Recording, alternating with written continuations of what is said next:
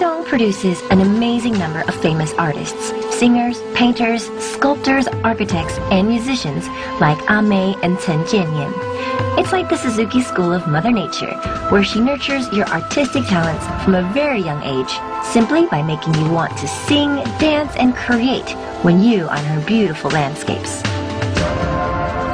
There are dreamers and doers, and Taitung feels like the place where you can be both. It's a place where you go to bed, have a beautiful dream about moving to an enchanted place where you have the artistic freedom to do whatever you want to do, wake up, and then realize you are living your dream.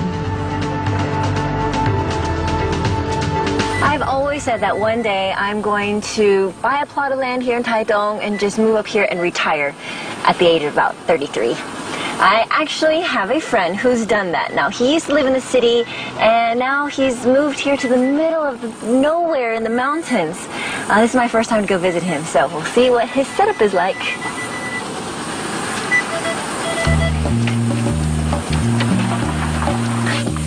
Oh, where'd the dog go? Hey, how are you? Good to see you. Welcome to our new place. Yeah, I love it. I love what I've seen so far. Very, very nice. Very different from the city life, huh? Yeah, it's so much different. We feel very at home here. Yeah, I can tell. You look the role. Thanks. You're already your own little Taidongren here. So you still doing your artwork? Yeah, I'm just working on a mural. So when you come up the driveway, you see something. Definitely representing the trees. Yeah, I see trees, and it's almost like fire and waves at the same time too. Yeah. I guess it's art, huh? You always see. I think it's a combination of all the things that inspire here, which is the ocean, definitely, and the trees, and also the continuation of things, sort of the never-ending circle, and the cycle. Here it is, look at the tree there, huh? Let me show you my workshop. Yeah, I'd love to see it. A good friend of mine brought me up to this house. And as soon as we saw it, we just fell in love. We couldn't believe that it was actually empty because it's such a beautiful spot. When we first got up here, the area wasn't very welcoming to us.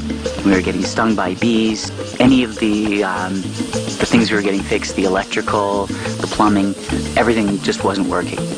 And I think it's a bit of a test when you come to a new place like this. Oh, I love outdoor kitchen. Good morning, everybody. Good morning.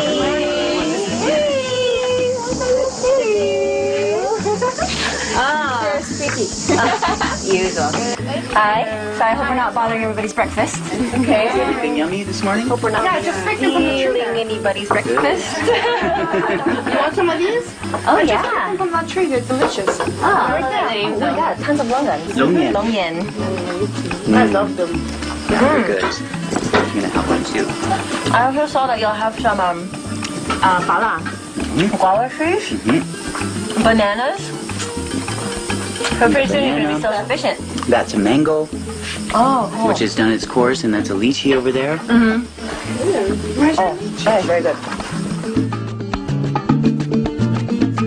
Dulat is a very, very powerful place when you come here. And when someone feels very free to express themselves, then good things happen. That's why you get... Dulan's a small area. You ask a lot of the artists around here, they're not from here. They might be from close to here, but they've actually decided to come to this one spot. What we'd like to do also in the future is teach people how to grow. Make it a place where you come and relax, but you can also learn a lot too, because we've learned so much in this past little while. The land always provides. Like Huike, way up in the mountains, has shown me, and as Roman and his friends are also discovering, whether it be food to nurture the body, beauty to inspire the soul, or even physical materials to provide for the artist and home builder. Dan, I want to introduce you to my friend Michael. Hi. Come to do some woodworking here this morning. Hi, nice to meet you. Would you like a long end or two, or 4, or 10? Ah, this is very nice. So this is kind of like one of your sifus, huh? We're just looking at the tables. I would definitely say so. He's definitely a master at what he does. Michael, this is beautiful. It is. May I? Of course, yeah. It's like, it's like it was made for my butt. It's bigger than my butt, you've got no chance. Oh, wow. Hey, it's like custom made. And it's really comfortable. It sort of came out of the water, looks pretty much like that. Yeah. That's what I like, is to do as little as possible, actually, and just sort of keep the natural shape of the wood. Well, why not? I mean, if it can be made into something quite comfortable, it also makes it unique. Yeah. It's very different. So I tell my customers there's only one in the world. Yeah. Living with the land, though, also means knowing how to live off of it. Roman challenges me with his booty camp a la Taidong, meaning we have to scrounge around in his backyard to find enough food to feed his dinner guests tonight. I thought he was kidding, but I soon find myself knee-deep in wild vines, and I realize he is as serious as a bitter gourd. So this is... That's okay, we'll take seeds it. are the same. Oh, you know what? When I was young, I used to love eating the seeds of a regular kubwa. It's like sweet. I don't know if it's the same. Yeah. It's a real sweet. You don't eat the seed, you just eat kind of around it. Oh, I used to love it. When we were at home. You're right, that is sweet. And it's good, huh? Oh, here's another one. Hey, we found a good catch. I'm a person who struggles to keep my plastic plants alive, so being surrounded by an edible salad, I'm as excited as a hamster in a bowl of muesli. It is great to know exactly where your food is coming from, and having to search for it, I must say, makes you feel a sense of accomplishment that many get just from cooking the food.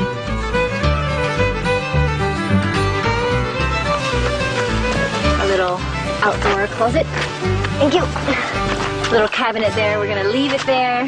Head to the stream to see what we can find. And then hopefully the monkeys won't come in and steal all of our food. And by monkeys, I mean you. We all have guilty pleasures, most of which remind us of the comforts of our youth or childhood. Watching cartoons until noon, eating ice cream without giving our waistlines a second glance, running around in streams getting all dirty digging up critters. Okay, maybe that last one was just me, but it's nice to know that I can still do that out here and not feel guilty at all about what is usually my guilty pleasure. The water from the stream is wonderfully cool in this heat and is teeming with shrimp. With a little help from a few traps, we have a good start, but there's always the one that got away. And I could swear the one that got away was also the one that was nibbling on my toes this whole time. Normally this wouldn't even qualify as an appetizer, but right now this is what is gonna feed us, the whole family of us and the dogs and Emily and your friends. Man, we really better go check out that other trap. Just ask the dogs. Life here is simple but good. A chance to take all the modern luxuries out of your life and go back to the basics. On a typical evening for most of us, we'd be eating indoors or in a restaurant, or perhaps eating a microwave meal while browsing the web, or quite possibly still working in the office. Being out here is a nice reminder to not let ourselves get trapped like Sandra Bullock in The Net, prisoners in our electronic world, but instead to take a breather once in a while to stop and smell the roses, or sautéed shrimp in my case, and enjoy some time with like-minded friends. Okay, so Roman has put me to work and we've been out all day. We've provided this entire meal. We even went to the noodle tree and got all the noodles.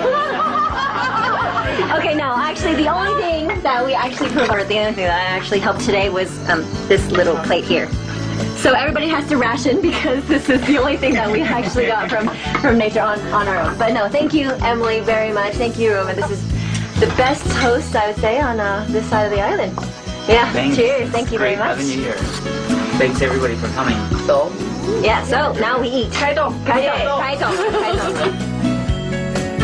My feeling of self-importance was quickly shot down as I learned that the feast laying before me is prepared on a weekly basis.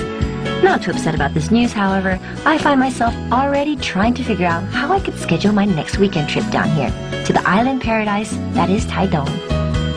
So you know, sometimes it takes an outsider to come into a place and really see the beauty, see the awesomeness of it. When I first came to Taiwan, when I first came to Taidong, I immediately decided this is where I want to live. And now, Roman, Emily, you've made this place your home, and now we're going to invade it forever and ever and ever. Cheers! Thank you so much. You know, if you weren't married to her already, I think I'd steal her. Cheers. Cheers! Come over here. Come in. hang out with them. Come on, hang out with all of us. See you later.